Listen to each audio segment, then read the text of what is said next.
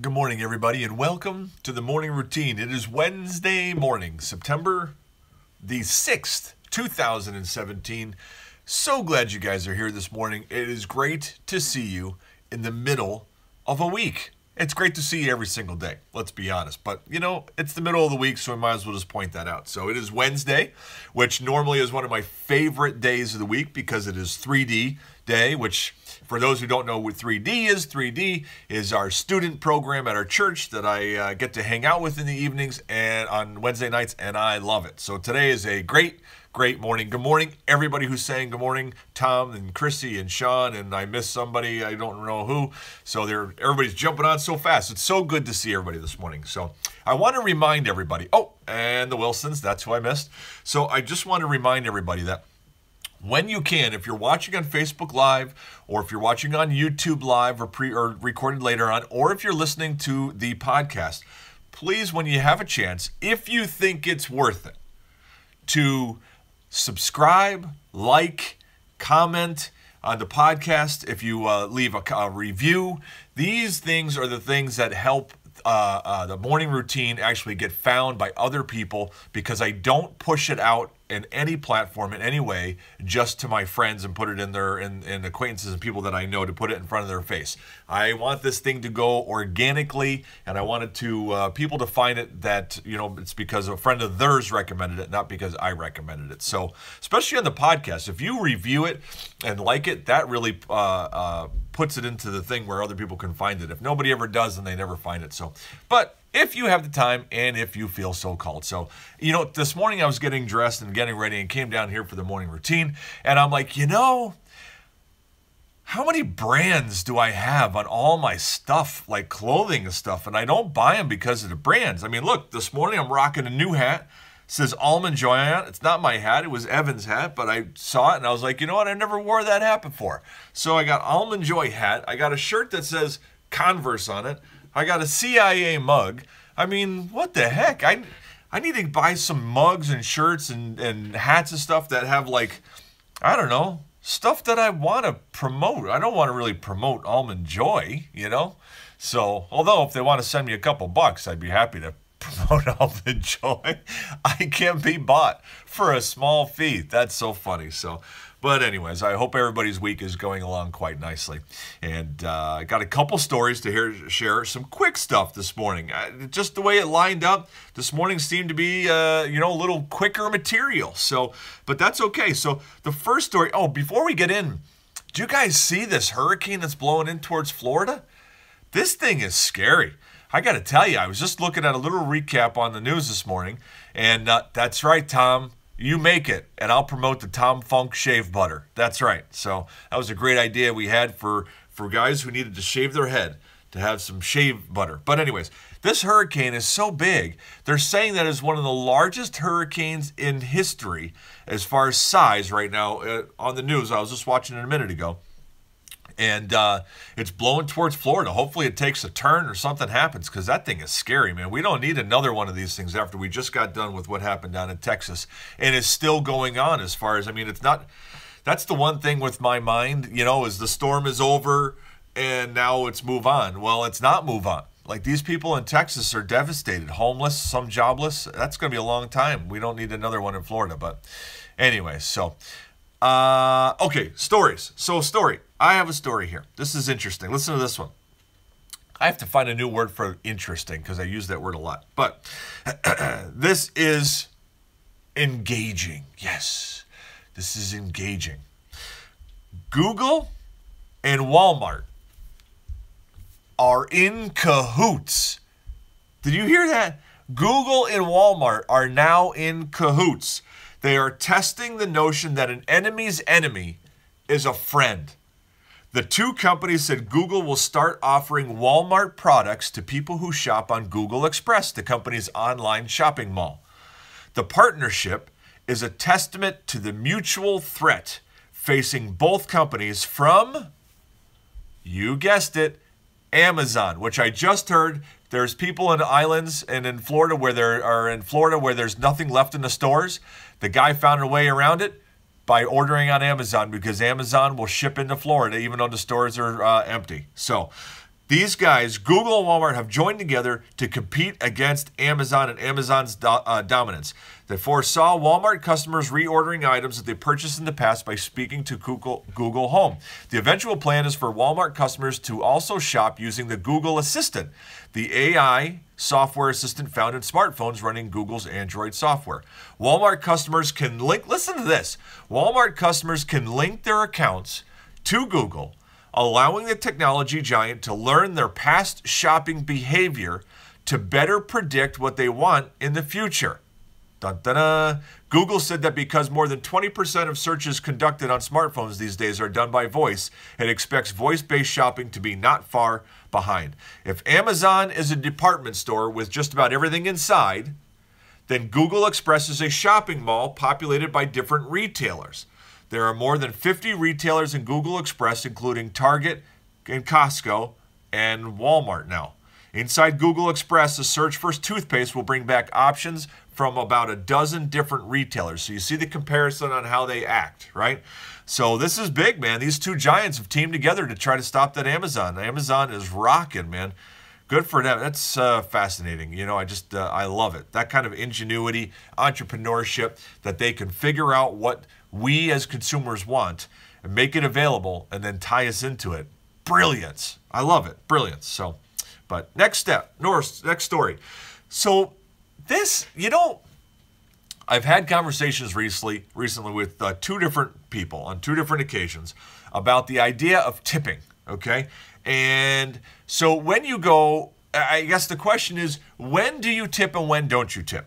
For an example, you go out to dinner, you sit down, you have a waitress. You know what your waitress is earning. Well, roughly. She's making probably $2 an hour because she gets tips, right? So she serves you a meal. She makes your meal a great meal. You're going to leave a tip. Do you tip your waitress? The answer is yes, you tip your waitress. That's not a question. It was a question, but it's not a question, right? So the question then is, how much do you tip a waitress? Well, let's stop just for a moment. You go to Panera Bread. You order food at the counter, and they ask you if you want to tip your server. Do you tip your server at Panera Bread? Okay, you go to get an ice cream cone. The person working at the counter is getting paid a full wage, whatever it is, minimum wage, maybe a little bit more, but they have a tip jar. Do you put a tip in a tip jar? They're getting paid to serve your ice cream. Do you still tip them? Another question, right? Where is the line drawn on tips, and when are you supposed to tip? Now, let's go back to, that's a whole nother mind tunnel, right? Let's go back to in the restaurant, okay? So what is the standard tip? And if you're out to dinner with other people and you're splitting the bill, do you feel pressured to tip more because the other people there will see what you're tipping? So are you tipping to impress or to not impress the people that are with you? Right? There's a lot of social things here about tipping. Anyways, this story is about what people can do, servers, to increase their tip. This was a study done, okay? You can read the full article. It'll be in the show notes, of course, okay? This was a full study done about what affects a tip for servers.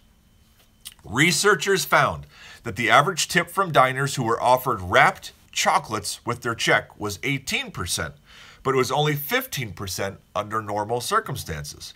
Friendly gestures from your server can have a surprisingly large impact on your tipping decisions, though you may not realize it. Here we go. Listen to this.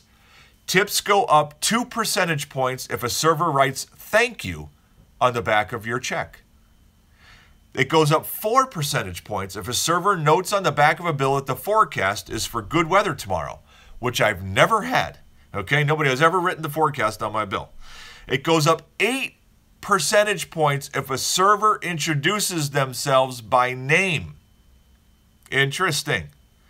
And it goes up 5 percentage points if a server touches a patron's hand, although that only worked with female servers, by the way. But interesting, right? So if you're a server and you say thank you on the bill with the forecast, introduce yourself by name, and grab the person's hand that's about to pay you. Well, it's not grab, it's touch the person's hand that's serving you. you're going to make a mega tip right there, right? Either that or you're going to have somebody's, wife or husband get up and beat the snot out of you because you're touching people's hands. I don't know. One of the two. Either way, you're getting something. Black eye or money. I don't know. But anyways, interesting article. There's a lot of facts in there. It is interesting to read. It was from the Washington Post. So the link will be in the show links. You can check it out. So, but let's see. Get heated about not so much server. So Sean says it's a great subject that they talk about, not so much servers, but tipping the people that check your bags at the pre-check in the airport. Yes, that's what I'm saying. When people are getting paid a full wage, that's their job, is to do that. Well, what if they do it great? Well, they're supposed to do it great. That's why they get paid and don't get fired. Like, this is a whole thing. I don't know. Not that I'm against tipping. I don't want it to sound wrong. I'm a fan of tipping, but there's got to be an appropriate line of tipping and not tipping out of social pressure to tip. That's the whole thing. So anyways, all right. Let's see. Do I have another story? Yes. One last thing here. This is just a fact. You can read this article. The article is called What It Takes to Hold Your Breath for the Record. Guess what the record of holding your breath is, guys? The record in 2016 was set on holding your breath for 24 minutes and 3 seconds. Yes, 24 minutes and 3 seconds. There's an article about it. There's actually a video about it as well at this link from Wired Magazine. It'll be in the show links, freedomconvo.com. Click on the morning show link, and it's there, or in the different places. There's all kinds of links for it. But there you go. Let's go see what's trending on Google. The top 10 most searched things yesterday on Google were, number 1, the American Horror Story. Number 2 was Ezekiel Elliott, the football player. Number 3 was the Weather Channel, trending big time with this hurricane coming. Number 4, Mexico versus Costa Rica, soccer. Number 5, Destiny 2, a video game. Number 6, Irma spaghetti models. What?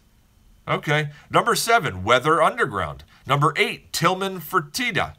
Number 9, Destiny 2 release date. And number 10 is Roger Federer. So you have what? You've got 2 for Destiny 2 on the top 10, and you've got 1, 2, 3, you've got 3 of them dealing with weather, and then you've got some sporadics in there, so you can see what's on everybody's mind. So let's go on over, guys, and let's see what's trending on the news this morning.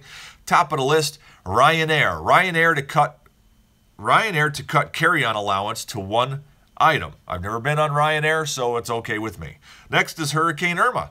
Ahead of Hurricane Irma, Florida starts evacuations. Next, we have Ezekiel Elliott. Elliott's 6-game ban upheld, but okay for Sunday.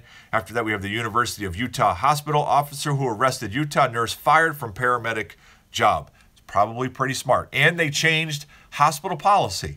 Anytime police come in and are requesting something, now they are no longer allowed to deal with nurses. They have to deal with supervisors of the hospital, people who work not supervisors, but I guess supervisors for the hospital. Next, Colin Trevorrow. Star Wars Episode 9 director Colin Trevorrow steps down. Wow. Got to be a lot of pressure to make a Star Wars movie, I would think, right? Like, that's tough.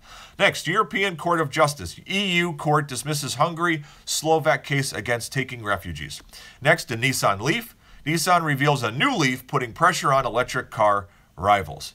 After that, we have Gary Lankesh, senior Bengaluru journalist Gary Lankesh shot 3 times, and I never liked those stories. And last but not least, Oregon. Ash covers Oregon cities. Wildfire smoke chokes U.S. West. That fire out west is big. Saw in the news yesterday morning that I'm on the phone talking to one of my guys that's out in Washington that raises potatoes and onions, and he's telling me how they might be getting ready to evacuate. The fire was within 5 miles of their place, and all of a sudden, what I saw in the news took on a whole new level of seriousness because now I knew somebody who was involved. Isn't that weird how that works, right? Like, you see things on the news and you know people are being impacted by it, but it totally changes as soon as you talk to somebody who actually is being impacted by it. It's amazing. But that is our trending news for today. Let's go on over, guys. Let's get ourselves a passage of wisdom this morning, okay? And please don't be distracted by this crazy Almond Joy hat that is flipping all over the screen. It is bright and colorful. It's catching my eye as I'm here, I don't know. First time I ever wore it, might be the last. Maybe not. Maybe I'll read it, wear it again. Anyways, passage of wisdom. One part of a verse. Very simple. But I think this verse is going to take some thinking about, some pondering about, and seeing how many ways it can apply. Okay? Let's not take it just as face value. Okay? Ephesians chapter 6, part of verse 7. Serve wholeheartedly, as if you were serving the Lord, not people. All right, let's go back. Serve wholeheartedly. First, serve. Serve does not mean just like when you're volunteering and you're serving people. That's not what that means. Serve means everything you do. You and I have been made and created with skills. We've been given talents to use, whether it's good at artwork, whether it's good at managing people at work, whether it's good at whatever it is. Serve. What you're doing, you're serving. Do it wholeheartedly. Wholeheartedly means with complete sincerity and commitment, according to whatever this thing is, dictionary online. With complete sincerity and commitment. So serve with complete sincerity and commitment, as if you were serving the Lord and not people. So, what I want to challenge us with on this one is when we go to work, or when we're doing whatever it is that we're doing, our hobby, our activities, are we serving people? Are we doing it to are we doing it to impress people? Are we doing it to serve ourselves, to impress ourselves, to gain riches for ourselves? Or is our focus on what we're doing to serve the Lord? A great example of that I was reading was if you're a violin player or piano player and you do a concert or a recital, right? And somebody says to you afterwards, that was beautiful, okay? Were you doing it to serve them? Were you doing it to serve yourself so that somebody would pat you on the back and say it was beautiful? Or were you doing it to serve the Lord? And when somebody says that was beautiful, you have an opportunity to say, yes, the Lord has given me a gift, and I'm so thankful that I get to play the piano. And you take a moment to serve the Lord with your gift. When you're working and you get frustrated because you're managing people, and people are people, right? Are you frustrated because they're not doing what you want them to do because you're trying to serve yourself? Or are you serving the Lord by guiding them and helping them become better in what they do and giving the honor back to the Lord? Great question, isn't it? I mean, it goes really deep. That's what I'm saying. It's not a surface, a face value type passage. So something to think about for us today, guys. So let's pray. Let's get this day started. Father, good morning. Father, good morning, and thank you for this day, this Wednesday. Father, today I want to pray for the people in Texas that are in the middle of rebuilding and seeing what they've got, what they've lost, where they're going to go from here. Father, I know that there's a lot of anxiety, there's a lot of fear, there's a lot of turmoil, and I just want to pray for all those people down there that are affected in those ways. Father, I also want to pray for the millions of people that are serving you by reaching out and helping and serving down there to help rebuild by donations, by going there physically, by all the different ways that they're doing great works. What an amazing thing to see. Father, I want to pray for the people in Florida as this big storm is heading their way. Please keep them safe. Guide them, protect them, give them the wisdom of what to do. I don't even know what to do in the face of a storm this big, but just, Father, help them so that lives are not lost and we can protect them as much as possible. Father, I want to thank you for this passage this morning. A great reminder that whatever we do today, when we're working, whatever we're doing today, that our primary focus is to serve you because you are the one who has given us the gifts and the talents that we get to use every day. Help us once again today to discover and live a life living for the purpose that you created us for. If we haven't discovered what that is, help give us the wisdom and the clarity to start to grasp what it might be. We love you and we thank you. Amen. And that, my friends, is a wrap. So glad that you guys were here this morning. Happy to share yet another morning with you. Don't forget, like, subscribe, review on the podcast. That helps other people find it and be able to join our community. And until tomorrow morning, when we get to be here together once again, don't forget to always be exactly who you were meant to be. I love you guys. Have a great day.